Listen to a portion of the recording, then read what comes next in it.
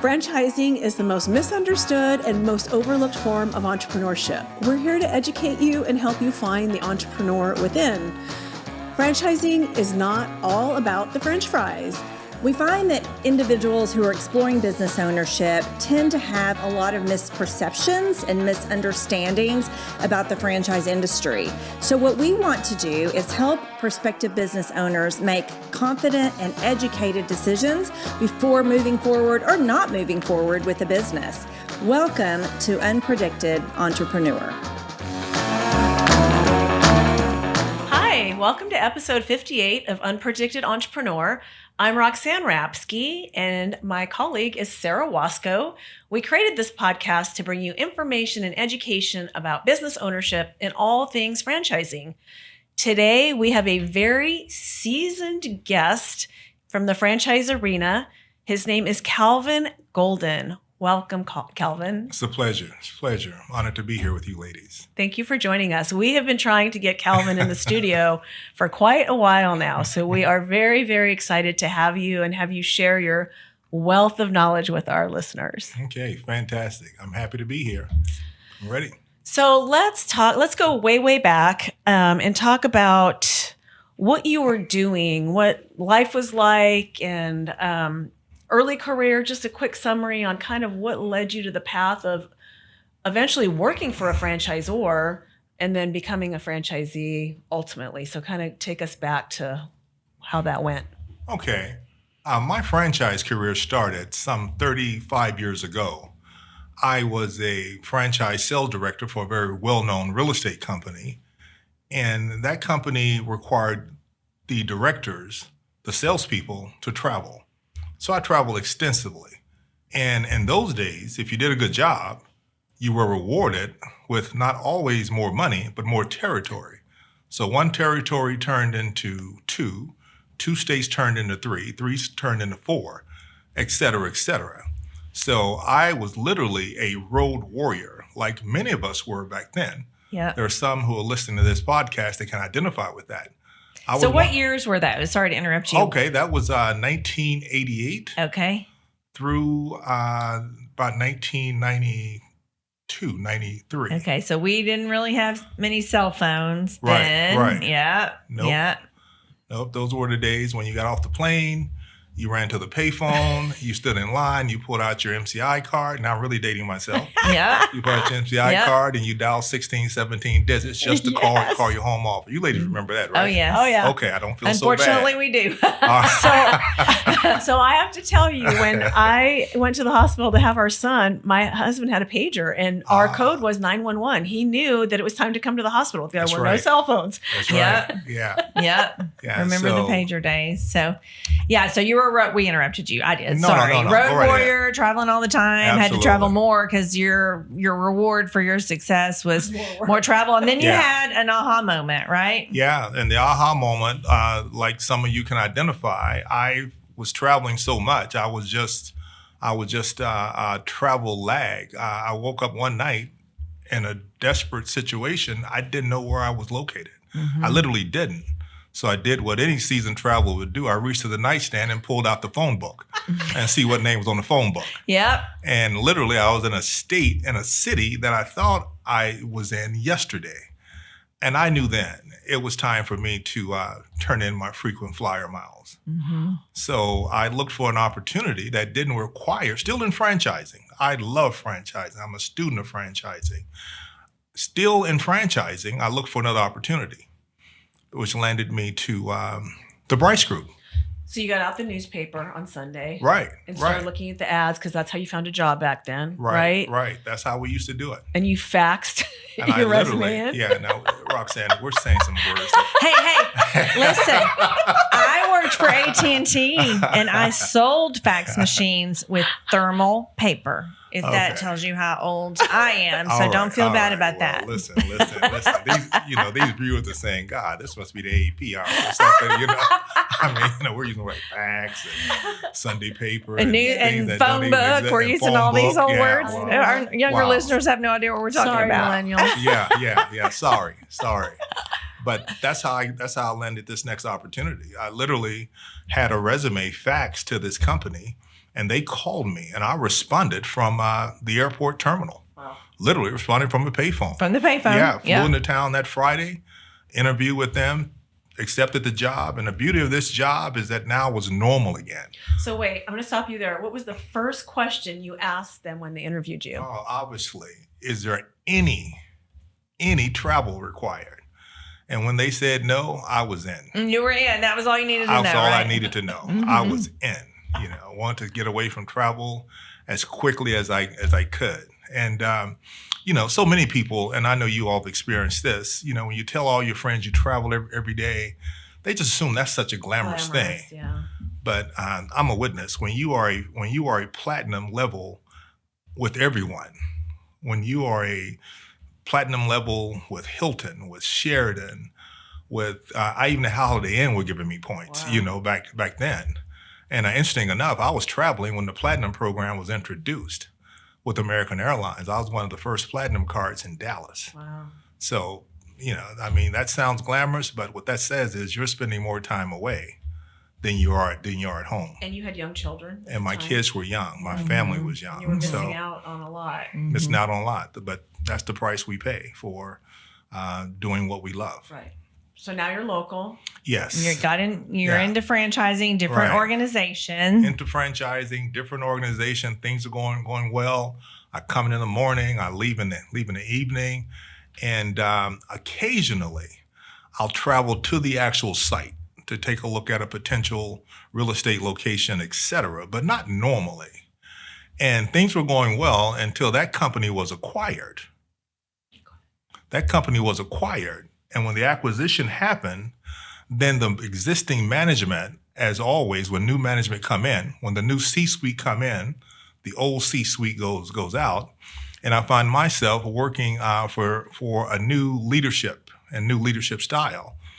However, I was very close to my previous manager, who landed a job out of state, and I received a call one day from him, and he wanted to know if I would be interested in joining his team.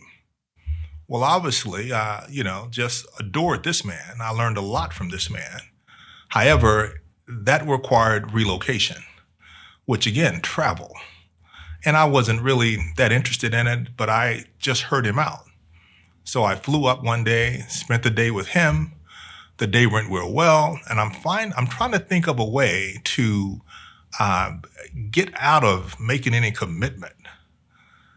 So we got to the point at lunch where we were talking about salary.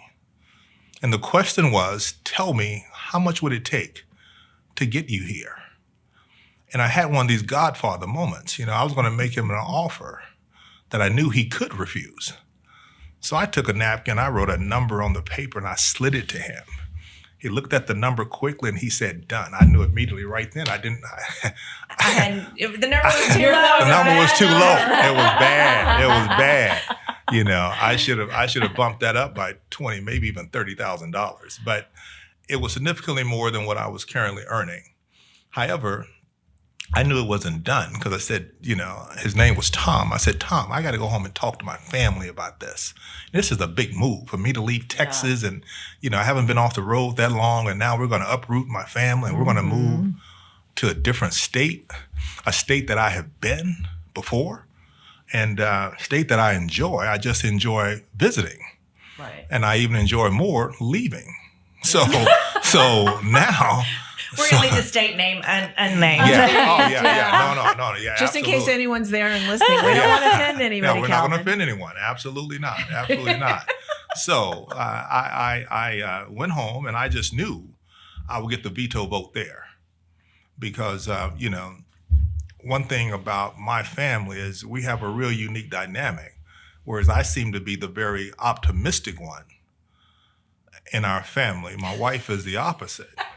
That's very common. Very common. Yeah. Yes, Yep. you would profile in our assessment as the toward as far as your direction sort, Okay. and your wife would profile probably as the away. And I suffer from the same thing. Uh-huh. My You do? husband is like your wife. Yes. Ah. But they're good because they point out the roadblocks that we don't see that we need to be made aware of. Absolutely. So they definitely serve an important role. So tell us, did you end up moving and taking that job, or how did you end up where you spent the majority of the remainder of your career? We did. We actually decided to try it. And it took a lot because my wife wanted to go for it. She said, let's try it. It's a lot of money.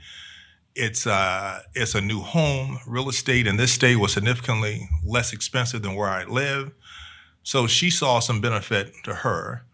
My kids agreed, which I was shocked because my kids were young. And I thought for sure they were going to veto it, but they didn't.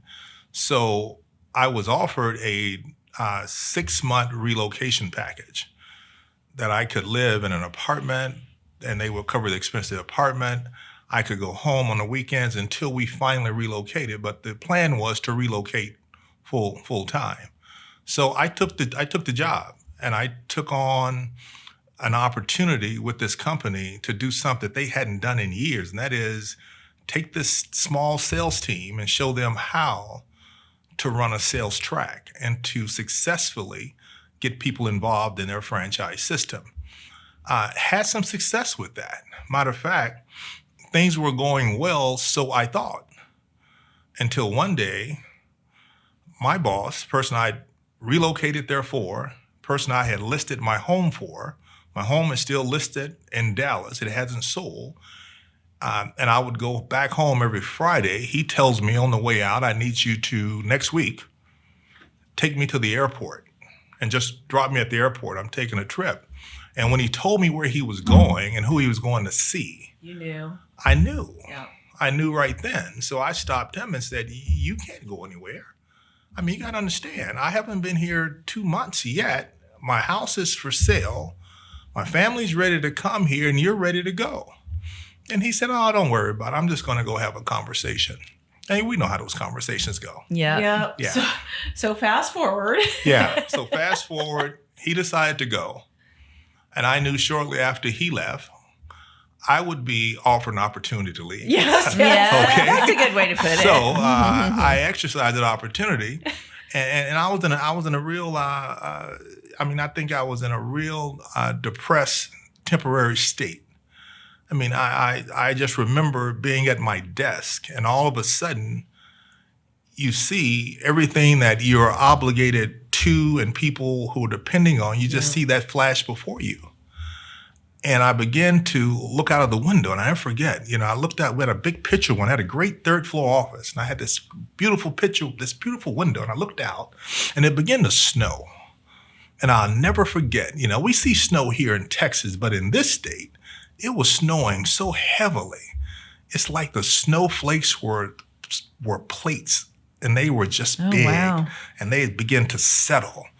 And the more snowflakes I saw, the more I got depressed. And I'm at my desk saying, Lord, why am I here? Why do you have me in this situation? Yeah. And I get a call. My phone rings. I answered the phone, and it's a franchise attorney who I'd worked with at the previous franchise concept. And he began to tell me a few things that I really need to know. He said, well, Tom is leaving. I said, yes, sir, I know that. He said, you're going to be offered an opportunity to leave shortly after he does. I said, well, thank you for the good news. I mean, if that's all you have to say, I think we can hang up. And he said, no, the reason I'm calling is have something you may want to consider. He said, there's a guy who has been really approaching me and talking with me about franchising his concept. And he has this concept that specializes in chicken wings. And he truly believes that chicken wings can one day be the center of the plate opportunity. And I said, really? I said, so what's the problem? He said, really, I'll just level with you, Calvin. He said, the guy's more trouble than he's worth.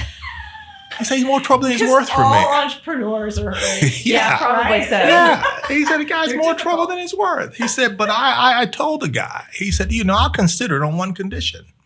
And that is he get the right franchise guy. He asked me if I knew one, and I immediately thought of you. Awesome. Wow. I immediately thought of you. And that's how we got together. I think that just speaks to the franchising industry and how intertwined it is and how many people know each other and how many opportunities there are to,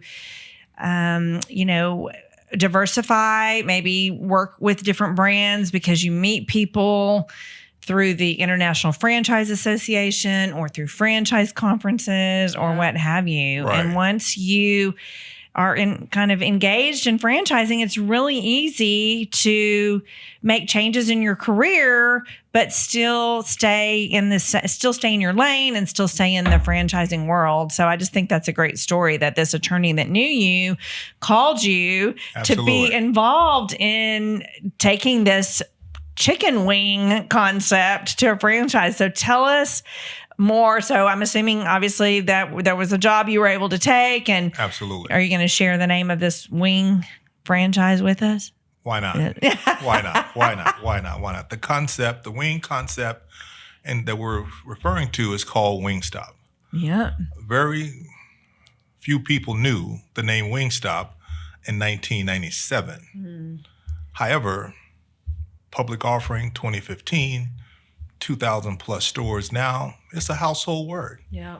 But our beginnings were humble, to say the least. Well, and look at all the other wing places now too. Absolutely. Right? Yes. So, you helped from the very beginning, help them Absolutely. with their, what we call today, the franchise disclosure document. It was called something else back then. That's how long ago it was. But you brought on all the people, you found the lending, and then you personally sold the first 10 franchises, right? Yes. My job initially was to do all of those things, help put the infrastructure together.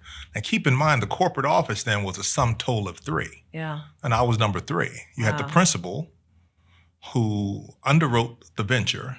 It was his concept. It was his dream. There was another individual who was just a genius in developing the sauce and the seasonings. And I was the franchise guy. I was the guy that could take this concept and systemize this and make it duplicatable. And that's why I was there. So we had the offering complete. Now the biggest challenge is, let's find somebody who's interested to buy this thing. Who's going to be number one? Who's going to be number one? That's the hardest franchise to sell, It absolutely right? is. Absolutely. So in my quest for funding, I reached out to a friend of mine in a lending business. And as we were getting caught up, one of the questions that's very common is, tell me what you're up to these days. And I told her, I said, listen, I got this great concept. If you're ever in Garland, Texas, come out and I'll buy you lunch. And I want you to try this food. It's incredible. I said, but right now, I need someone who will take a chance and finance this concept for a potential franchisee. And that's when she said, I have a friend who's a downsized school teacher, and she lives in Louisville. And she had mentioned getting involved in franchising. Instantly, the salesperson in me said, fantastic. What's her name? What's her name and what's her number? And at that point, we stopped talking about lending, and I want to know, who else do you have? Okay? Exactly. Do you have another lead? Is there somebody else we can talk to? Well, fast forward, called that young lady, brought her in. She fell in love with the concept. She saw the vision immediately. Yeah. And we began to embark upon franchisee number 1. Nice. And number 1 led to 2, 3. And as we were going through this process of bringing on new franchisees, I was so excited. And to this day, I'm still so excited about this concept because it had and it has all the components of a successful franchise system. I knew in 97 when I saw it that it was duplicatable. I knew it would be successful. I even had some idea of where it would be a real home run if you had the right location. I knew of several markets in my area. And we just started. And in the process of selling these franchises, I knew I wanted to get in business for myself. Some 3-4 years earlier, I'd heard a sermon in church that spoke about entrepreneurship. And I knew then that I was going to do something. I didn't know what. I was in the real estate business, like I shared with you ladies. I was traveling a lot, and I thought it was going to be real estate. So my church offered training on how to write a business plan, how to find lenders. I went through all that, about an 10 week course. Wow. I did all of that. For you. And I thought I could get this first concept going and it didn't work. So I went on supporting my family. And now here's this opportunity, Wingstop, that I'm privileged to help develop. I know it intimately, and it made sense to me. You guys ever been involved in something and you just know it's the right thing? Yes. You know what I'm referring to, right? Yes, Yeah. absolutely. I'm in the right place. I'm in the right place. Yeah. I just knew this thing was right. Matter of fact, when I went to talk with the owner for the very first time in the little 1,140 square foot strip center restaurant, the only Wingstop in existence at that time, I opened the door and it's as if the place had a halo around it. Wow. I just knew it was something special. And keep in mind, coming from a guy that eat at a restaurant every day in my last life, restaurants was probably one of the most least desirable places I wanted to be. Right. Okay. Right. Yeah. Now I'm walking in the door of this restaurant and it's just an aha moment. You just hear it, you feel it. And I knew it was something special. So working there, putting that program, that system together, every day was a joy. Matter of fact, I enjoyed it so much, I even worked there on the weekends. Several weekends I would go in and work the front of the house. I would look at the guys prep. I would come back at night at closing and I would see, the dark side of a business owner. That is what it actually looks like to be on the northbound end of a southbound mop. That's a different And it didn't scare you away. No. And that's really a different world for a corporate guy. Yeah, for sure. A corporate guy like me. But all that hard work, but you were sleeping in your own bed. Absolutely. It was your choice to do Absolutely. that. Absolutely. And you believed in it so much that you became a franchisee yourself? Absolutely. In the process of selling franchises, I acquired store number 5. And store number 5 opened, and it's just amazing because, in business school, we're taught and we learn to, maybe first year expect to be profitable. If you're profitable after your first year, great. But maybe year 2, 3, 4, give the business time to ramp up and scale. My store, number 5, was profitable the second week. Wow. That is amazing. It was amazing with an unknown concept. Yeah. Now, we did a lot. I did a lot to soften the market. So wait, I have a question. Yes. Was this what we call a semi-absentee opportunity, or did you have to walk away from your job in franchise development and give up that salary to open this store? Well, I did both. You did both. I did both because the unique thing about the concept then, one of the things that made it so attractive, the hours of operation were from 4 to midnight, Monday through Thursday. Oh. Okay. So we didn't have a lunch day part. I see. And you that's- weren't open on the weekends. And yes, we were. Okay. And on the weekends, however, we were open from 11 a.m. until midnight. Okay. So what I was able to do was to remain as the franchisor in the Gotcha. day. I would get there by 7:30 in the morning. I'd drop my kids off and I would come straight to work. I'd unlock, and my office then was a 6 top of the restaurant. And we literally had about a 50-foot phone cord that we bought. It's kind of like a Green Acres moment. We'd plug the phone cord up. That's awesome. Yeah. Out the window. Out the window, yeah, onto the telephone pole. You know how that was. And we run the cord all the way to the 6 top. Green Acres moment. Yeah, Nobody even yeah, Green Acres, nobody okay. It's said a lot of things, Hey, and nobody has a clue what we're Millennials talking are going to about. have a hard time with this, aren't they? Sorry again. You guys are going to have to edit this thing. Okay, I do apologize. That's awesome. Can't help it if you're old. I mean, so- Hey, you are full of wisdom, and we love hearing your story. So how many units did you have at one time? ultimately, I built 11 units. 11 units. Right. I built 11 units and ran those units, successfully, even had a unit out of state, and did the entrepreneur thing. By this time I had divested from corporate. Right. I'm a full-time entrepreneur now. I'm running my own payroll. I'm doing what entrepreneurs do. Mm-hmm. I'm feeling all the joys and the pains of entrepreneurship. And the brand is growing, and the brand is growing like crazy. And it's exciting, and I'm loving every minute of it.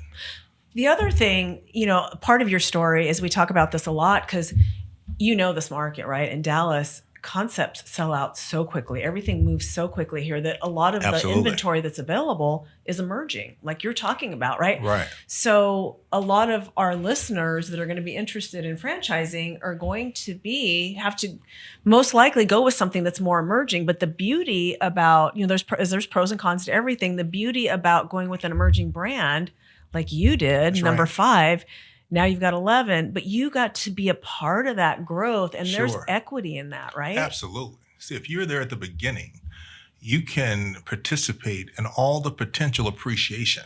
Mm-hmm. As the brand grows, you grow. Yes. And that's what we experienced. And also, you get a chance to get in while the unit economics are at their best. Concepts, as they grow, don't get any less expensive Right. to construct. Right. They get more expensive. Yes. Matter of fact, the beauty of Wingstop is that we always position it to be seen from an operator standpoint. Thank goodness the founder was an operator, and he spent your money as if it was his money. Nice. So it was very affordable. Matter of fact, I think, and I'll throw this number out, I think I spent less than $75,000 to build my first store. Wow. Store that now is probably doing $3.5–4 million in volume. In chicken wings. And chicken chicken wings. And Now, and I just think about what you said about, you had this idea about these wings.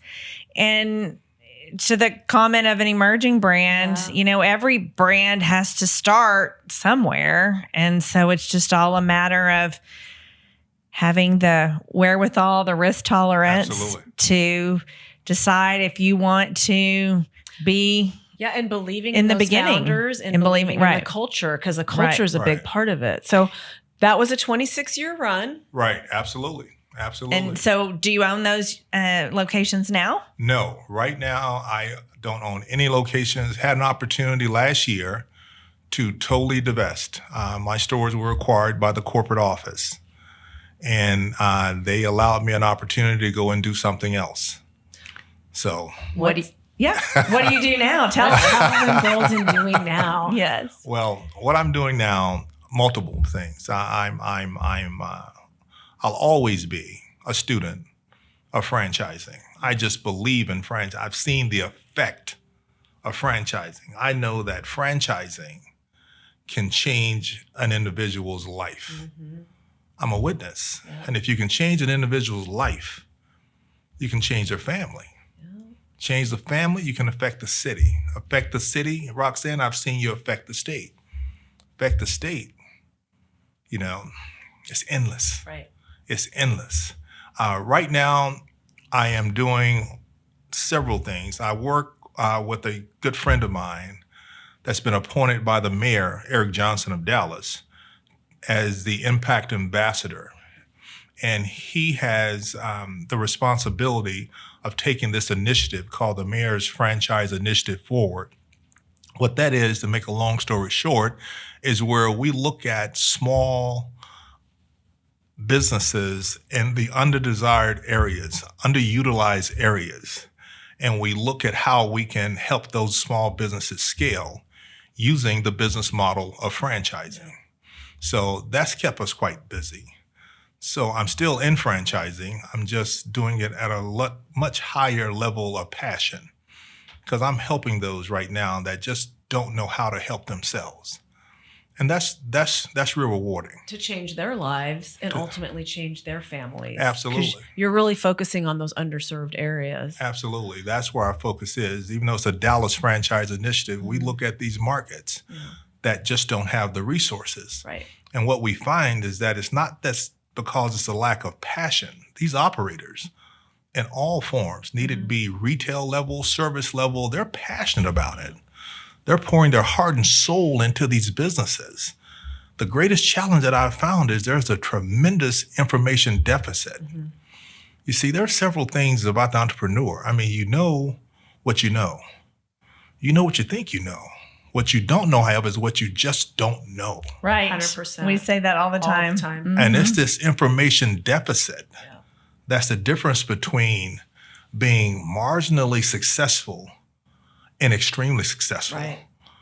Or being just trapped inside your four walls, working every day, trying to figure out how you're going to stay versus being able to work outside those four walls and take that business and scale it.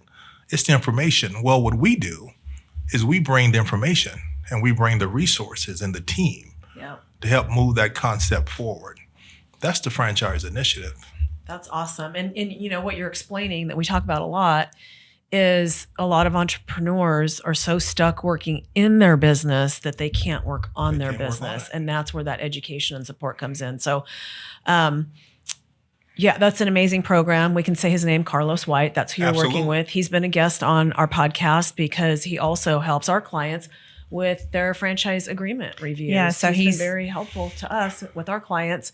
What else are you doing? I know you've got some extra time on your hands. So I think you have a consulting business as well. Sure. I have a consulting business where I consult entrepreneurs and look at what their goals and objectives are and see if I can help them reach their goals. We're doing that. We are looking at maybe some opportunities in public speaking. Interesting enough, I spoke a few times about entrepreneurship and franchising, and now I'm getting requests to speak here, speak there. And I wonder, on our podcast. Oh, no, I'm on the podcast. Yeah. And I kind of wonder if the requests are going to stay the same when they become fee-based. Right now, they're pro bono. Well, thank you for being kind enough to not charge us, Calvin, because we should pay you. No. Yes, we should. But this wealth of knowledge is available also to larger companies, right? You've learned a lot in your career. You've grown people. I mean, leadership, right? There's a lot to managing all those employees and all the lessons. So if someone were to come to you and say, hey, Calvin, what's the one piece of advice you would give me if I wanted to own a business or buy a franchise? Is there one thing that you could recommend? Absolutely. Absolutely. The one thing would be very simply, do it. Do it. Okay. Do it. I mean, it's I know it sounds easy, but you look at your obstacles. And one obstacle is the uncertainty. That's people deal with that. Uncertainty turns into fear. Yes. Fear turns into a roadblock. Yes. And it will just stop you. Yes. I would say do it. And I tell many entrepreneurs and potential entrepreneurs, if you look at the worst case scenario, what's the worst thing that would happen, Roxanne, if you had this concept, you took this chance and it didn't work? What's the worst thing that would happen today? You know what most people say? What? I'd have to go back to my job. Well, if the worst thing that would happen is what you're doing already, then you're living the worst days of your life today, and you don't even know it. Wow. Stop okay, that's profound. That is very profound. Stop living the worst days. Let's live the best days. From a man who did it. Absolutely. Yeah. That is just, we can't top that. So we are. We're done. We're done. That's right. We're done. Calvin, you, as Roxanne already alluded to, are such a wealth of knowledge. If anyone wanted to seek your consulting services, how would they reach you?